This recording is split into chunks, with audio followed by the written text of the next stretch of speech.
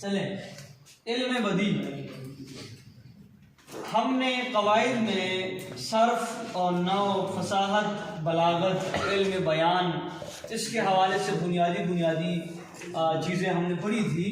اور علم بیان اس سے جو پہلے جو ہم نے کلاسز لی ہیں ان میں ہم نے علم بیان کے چاروں جو شاخیں ہیں، ارکان، ان پر ہم نے بات کر لی کہ تشبیہ کیا ہے، اس کی شعری اور نثری مثالیں، اس کے ارکان، پھر جو ہے استعارہ کیا ہے، اس کی شعری مثالیں، اس کی نثری مثالیں. ٹھیک ہے، اس کے ہم نے یہ بولا کہ بھئی ہاں تشبیہ اور استعارے میں مماثلت، مشابہت کیا ہے، اس فرق کو بھی ہم نے واضح کیا.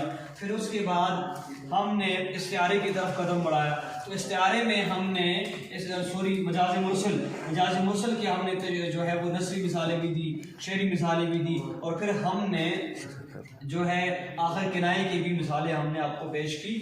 تو یہاں پر علم بیان میں تو اس کی ہم نے یہ تعریف پڑھی تھی کہ علم بیان ایک ایسا علم ہے جس میں ایک ہی عبارت کو ہم مختلف طریقوں سے یا ایک ہی بات کو مختلف طریقوں سے بیان کرنے کا نام ہم نے علم بیان کیا تھا. یہ چیزیں بات ہم ویسے ہم بھی کرتے ہیں، آپ بھی کرتے ہیں، لیکن بات کو خوبصورت بنانے کے لیے ہم علم بیان کا سہارا لیتے ہیں. چونکہ یہ علم بدی ہے اور علم بدی کا تعلق شاعری سے ہوتا ہے. کس سے ہوتا ہے؟ شاعری سے ہوتا ہے. شاعری میں معنوی اعتبار سے یا لفظی اعتبار سے جو خوبصورتی پیدا کرنے کے لیے ہم جو اصطلاح یا جو نام استعمال کرتے ہیں تو وہ علم بدی ہے. ہم نے علم بدی کے دیکھو، علم بدی کے لغوی معنی اچھوتے اور نادر کے ہیں، یعنی نیا پن کے ہیں. جس علم کے ذریعے کلام میں اچھوتا پن، نادر پن اور خوبصورتی پیدا ہوتی ہے وہ علم بدی ہے. یعنی جس علم کے ذریعے کلام میں، یعنی کلام سے مراد یہاں پر بات نہیں ہے، یہاں پر کلام سے مراد شاعری ہے، شعر ہے. کلام میں اچھوتا پن، نادر پن اور خوبصورتی پیدا ہوتی ہے. ہم ویسے بھی بات کرتے ہیں، آپ بھی بات کرتے ہیں، میں بھی بات کرتا ہوں. میں کہتا ہوں جی آج دل بڑا اداس ہے. میں یہ کہہ رہا ہوں کہ آج موسم یا شام بڑی اداس ہے. اب ناصر کاظمی کہتے ہیں کہ بھئی ہمارے گھر کے دیواروں پہ ناصر اداسی بال کھولے سو رہی ہے. اب اس نے ایک نئے طریقے سے اس نے اداسی کو ڈیفائن کیا ہے، نئے انداز سے اس پہ ایسے کہ ہمارے گھر کی دیواروں پہ ناصر اداسی بال کھولے سو رہی ہے. اب اداسی بال تو نہیں کھول سکتی ہے، لیکن اس نے جس طرح انسان بال کھولتا ہے، اداس ہوتا ہے تو کچھ اپنی فکر نہیں ہوتی، بال بکھرے ہوتے ہیں، اس طرح اس نے اداسی کو بھی وہاں پر اس طرح ڈیفائن کیا ہے.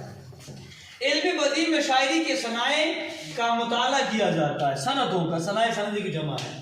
صنائع صنعتوں کے استعمال سے شاعری میں اچھوتا پن اور خوبصورتی پیدا ہوتی ہے. صنائع صنعت کی جمع ہے. ویسے ہم صنعت انڈسٹری کو بھی کہتے ہیں، صنعت انڈسٹری جہاں بھی مختلف چیزیں بنتی ہیں، تو یہاں پر ہمارے پاس الفاظ ہوتے ہیں یا خیالات ہوتے ہیں، ان کو ہم مختلف طریقوں سے اپنی مہارت کے ساتھ شاعری میں یا شاعر استعمال کرتا ہے. بچے سب توجہ. اس کے لغوی معنی ہنر یا کاریگری. جس طرح کوئی ماہر کاریگر اپنے فن کی بدولت اشیاء کو مفید، چیزوں کو فائدہ مند اور دلاویز، خوبصورت، دلکش بناتا ہے، اسی طرح شاعر بھی الفاظ کو اس ترتیب اور ڈھنگ سے استعمال کرتا ہے کہ سامع، سننے والا یا قاری، پڑھنے والا کو فرحت، خوشی محسوس ہوتی، خوشی کا احساس ہوتا ہے. تو ہمارے پاس علم بدی کی دو اقسام ہیں، یعنی ایک ہمارے پاس صنائع لفظی ہے اور ایک ہمارے پاس صنائع معنوی ہے. صنائع معنوی میں کیا مراد ہے اور صنائع لفظی کا مطلب کیا ہے؟ صنائع لفظی سے مراد شاعری میں الفاظ کے ذریعے سے نیا پن پیدا کرنا، الفاظ کے ذریعے سے خوبصورتی پیدا کرنا.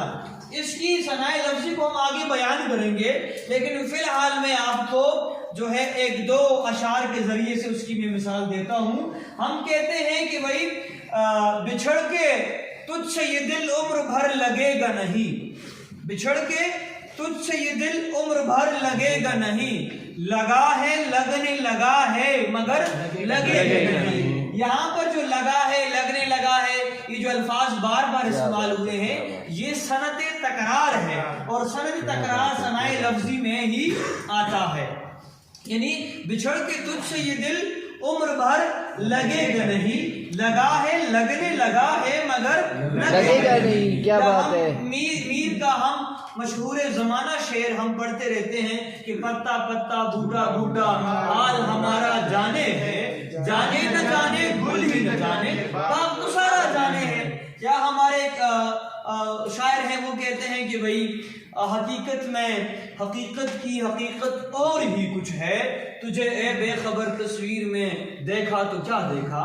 تو یہ لفظوں کے ذریعے سے خوبصورتی پیدا کرنا اسے کہتے ہیں۔ یا اب ثنائے معنوی کیا ہوتا ہے؟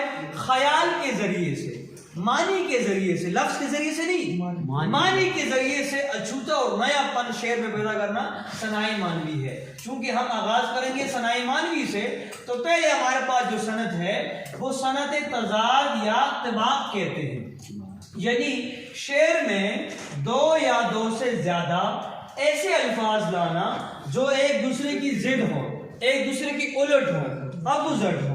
ہم نے مثال کے طور پر یہاں پر اشعار درج کیے ہیں کہ گاہ مرتا ہوں گاہ جیتا ہوں، آنا جانا تیرا قیامت ہے، یعنی کبھی میں مرتا ہوں اور کبھی میں جیتا ہوں، اور آنا جانا تمہارا آنا جانا قیامت ہے۔ دیکھو اب گاہ مرتا ہوں، اب مرتا کیوں ہے؟ جب تو جاتا ہے، اور جیتا ہے، جیتا کب ہے؟ جب تو آتا ہے۔ یہاں پر دو جگہ صنعت تضاد دونوں مصروں میں استعمال ہوا ہے، یعنی گاہ مرتا ہوں گاہ جیتا ہوں، مرنا اور جینا دو الگ لفظ ہیں۔ یا ہم کہتے ہیں آنا اور جانا، یہ شاید متضاد ہیں، تو ان دونوں مصروں میں ہمارے پاس صنعت تضاد پایا جاتا ہے۔ دوسرا شعر دیکھیں، مشہور زمانہ شعر ہے کہ صبح ہوتی ہے شام ہوتی ہے، عمر یوں ہی تمام ہوتی ہے، یعنی صبح بھی ہوتی ہے شام بھی ہوتی ہے۔ یہاں پر زندگی کے مختصر ہونے کا، وقت کا مسلسل گزرنے کا ذکر ہوا ہے کہ صبح ہوتی ہے شام ہوتی ہے، عمر یوں ہی تمام ہوتی ہے، یعنی ہماری زندگی اسی طرح جو ہے وہ گزرتی جاتی ہے۔ یہاں پر ہمارے پاس صبح اور شام جو ہے ہمارے پاس صنعت تضاد ہے۔ یہاں پر تیسرا شعر دیکھیں کہ نہ تو زمین کے لیے ہے نہ آسمان کے لیے، جہاں ہے تیرے لیے تو نہیں جہاں کے لیے، یعنی درجہ بالا اشعار میں یہ دیکھو جہاں ہے تیرے لیے تو نہیں جہاں کے لیے، مطلب یہاں پر زمین اور آسمان یہ ہمارے پاس لفظ کیا ہے؟ تضاد ہے۔ تو یہ درجہ بالا اشعار جتنے بھی ہم نے تین پڑھے تھے، میں مرنا جینا آنا جانا صبح شام زمین اور آسمان صنعت تضاد۔ ہمارے پاس دوسری صنعت ہے صنعت ایہام۔ ایہام کا لفظی معنی وہم میں ڈالنے ہیں، کسی کو سوچ میں ڈالنا، وہم میں ڈالنا، ڈبل میننگ جس کو آپ بات کہتے ہیں، ٹھیک ہے۔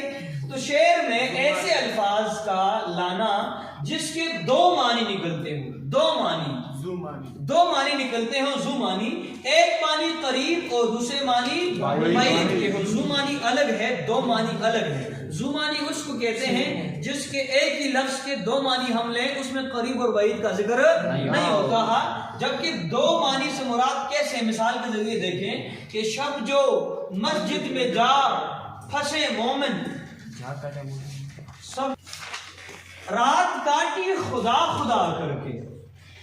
یہاں پر دیکھو مومن کا مشہور زمانہ شعر ہے، اور چونکہ ایہام گوئی اردو ادب میں ایک تحریک گزری ہے جس میں اسی طرح کی شاعری کو پروموٹ کیا جاتا تھا، اسی کو جو ہے وہ اچھا سمجھا جاتا، اس طرح کی شاعری کو اچھا سمجھا جاتا تھا، اس طرح کے شعر ہو، اس طرح کی شاعری کو۔ یہ لکھنؤ میں یہ رواج زیادہ تھا، ایہام گوئی کی جو ہے وہ یہاں پر رواج تھا وہاں پہ۔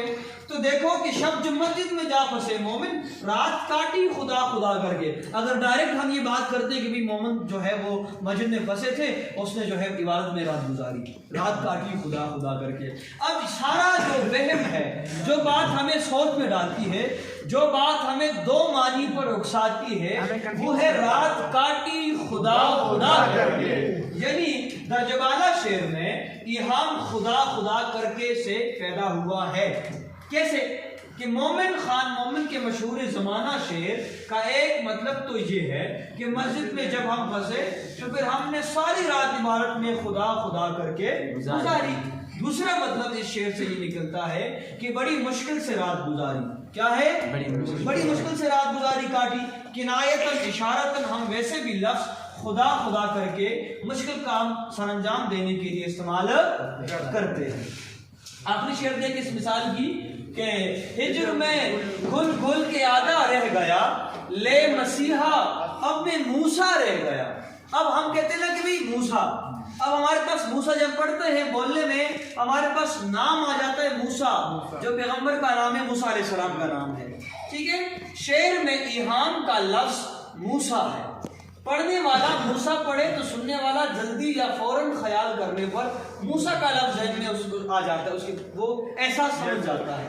دراصل شاعر نے اپنے محبوب مسیحا، جس نے لے مسیحا جو اس نے لفظ استعمال کیا، لے مسیحا، تو مسیحا کہتے ہیں علاج کرنے والا، محبوب لے مسیحا میں کو مخاطب کر کے کہا ہے کہ میں تمہاری جدائی میں موسیٰ یعنی بال جیسا باریک سو کر رہ گیا، کیونکہ منہ کہتے ہیں بال کو اور ساکتی بال جیسا۔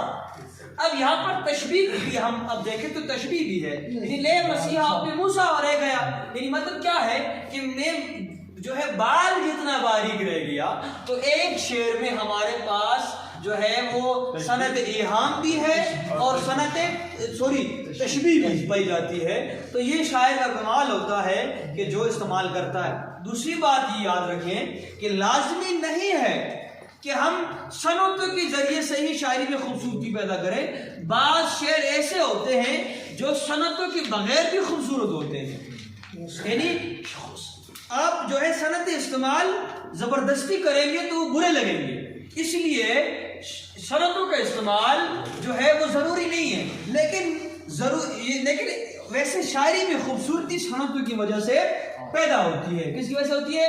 صنعتوں کی وجہ سے پیدا ہوتی ہے۔ یا آپ دیکھو صنعتوں کے بغیر یہ شعر ہے، غالب کا شعر ہے کہ بھائی پھر اسی بے وفا پہ مرتے ہیں، پھر وہی زندگی ہماری، پھر اسی بے وفا پہ مرتے ہیں، پھر وہی زندگی ہماری ہے۔ یا درد ہو دل میں تو دوا کیجئے، دل ہی جب درد ہو تو کیا کیجئے۔ تو یہ ہم نے علم بدیع کہ ہم نے جو ہے تعریف پڑھی، اس کے بعد ہم نے ثنائے لفظی اور ثنائے معنوی کے اس کو ہم نے سمجھا، اس کے بعد ہم نے ثنائے معنوی کے ہم نے دو جو ہے وہ اقسام پڑھی، ایک ہم نے سند تضاد یا اتباق اور دوسرا ہم نے سند ایہام پڑھا۔